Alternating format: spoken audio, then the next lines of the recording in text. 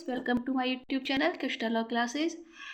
Today we are discussing about section 139 to 148 of Negotiable Instrument Act.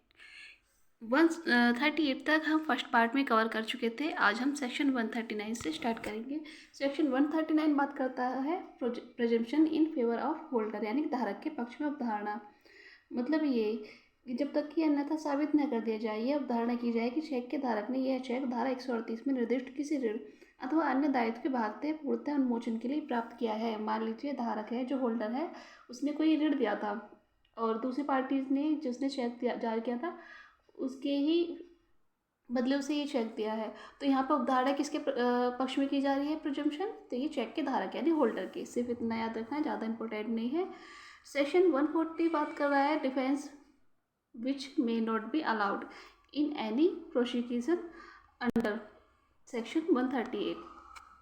मतलब ये कि यदि धारा 138 के अधीन ऐसा बचाव जो किसी अभियोजन में अनुज्ञात नहीं होगा, यदि धारा 138 के अधीन किसी अपराध के अभियोजन में यह बचाव नहीं होगा कि चेक जारी करते समय लेखीवाल के पास यह विश्वास करने का कोई कारण नहीं था कि वह चेक पेश किए जाने पर उस धारा में वर्णित कारणों से अनधिकृत हो जाएगा।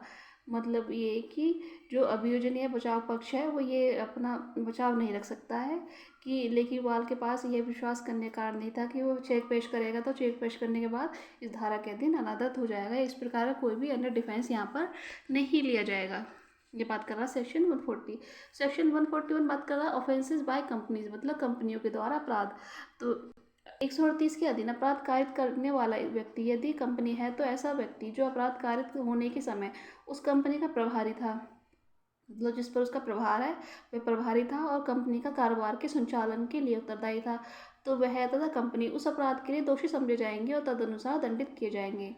जो उस टाइम पर कंपनी का प्रभारी था या हेड था, वह और कंपनी दोनों दोषी समझे जाएंगे अकॉर्डिंग टू सेक्शन 141। ठीक है। और इसमें एक परंतु है, इसका एक्सेप्शन कहेंगे उसे, यह है कि जब तक कि व्यक्ति कंपनी के निदेशक के रूप में केंद्र या राज्य सरकार या वित्तीय निगमों के द्वारा दिया गया कोई अधिकार पद अथवा नियोजन के आधार पर नामांकित है।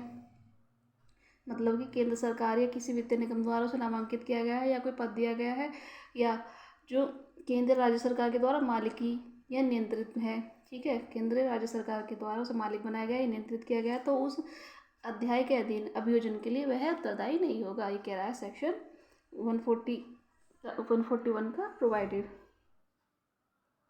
इसका सब क्लोज टू ये कह रहा है कि यदि यह साबित हो जाता है कि कोई अपराध कंपनी के संचालक, प्रबंधक, सचिव या किसी अन्य अधिकारी की सहमति से, लापरवाही से हुआ है तो उन्हें दोषी माना जाएगा और दंडित किया जाएगा। अब तक कौन हो रहा था? कंपनी और उसका प्रभारी। सब क्लोज टू में और भी व्यक्ति जोड़ दिए गए। कौन? यदि कोई अपराध कंपनी के संचालक द्वारा या प्रबंधक या सचिव या किसी अन्य अधिकारी की सहमति से, उनकी लापरवाही से हुआ है तो उन्हें दोषी माना जाएगा और उन्हें दंडित किया जाएगा। अब चलते हैं section 142 cognizance of offences.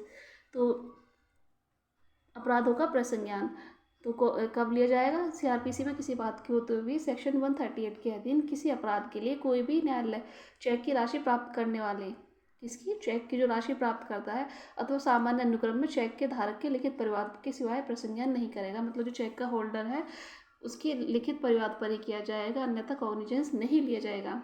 Okay, रिटिन में होना चाहिए कंप्लेंट। ये इसका सब क्लोज टू बात कर रहा है कि इस धारा के अधीन परिवाद कहाँ किया जा सकेगा? तो जिसकी अधिकारिता के अंदर, जिस कोर्ट की अधिकारिता के अंदर वह बैंक आता है। मान लीजिए कि ए ने बी को स्टेट बैंक का चेक जारी किया और वह जाता है पीएनबी में, यानी पंजाब नेशनल बैंक में, और वहाँ पर चेक का अनादरण हो जाता है, तो वह केस कहाँ कर सकेगा? यदि एसबीआई के जो है जिस कोर्ट के अंतर्गत आता है या तो उसमें कर सकेगा, या पंजाब नेशनल बैंक जिस कोर्ट के अधिकारिता के अंदर आता है उसमें कर सकेगा। मतलब दोनों में से भी कहीं भी परिवाद दायर कर सकेगा।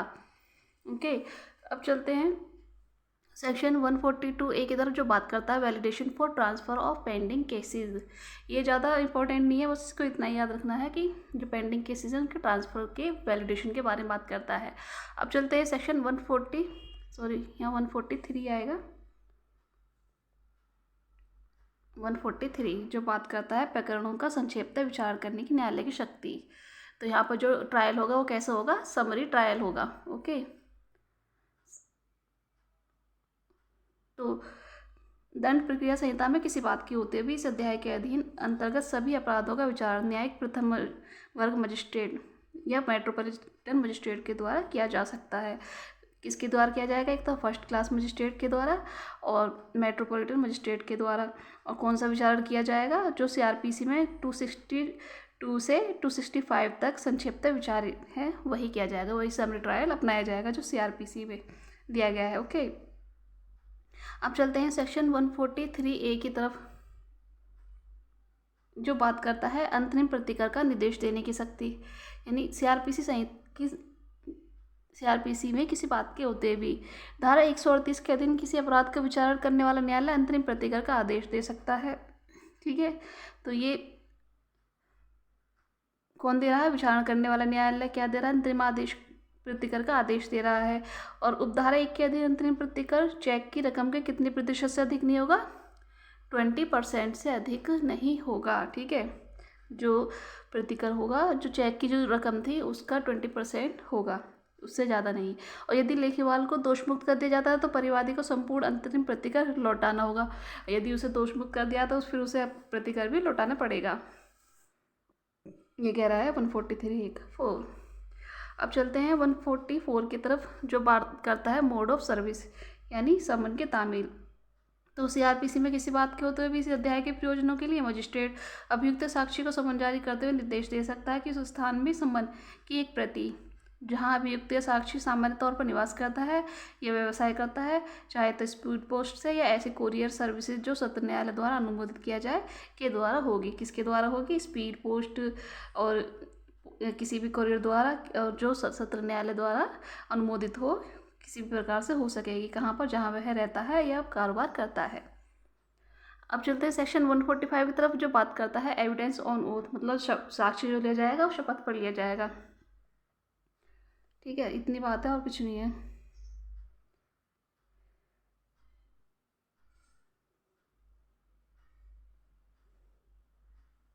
अब चलते हैं सेक्शन 146 की तरफ, जो बात करता है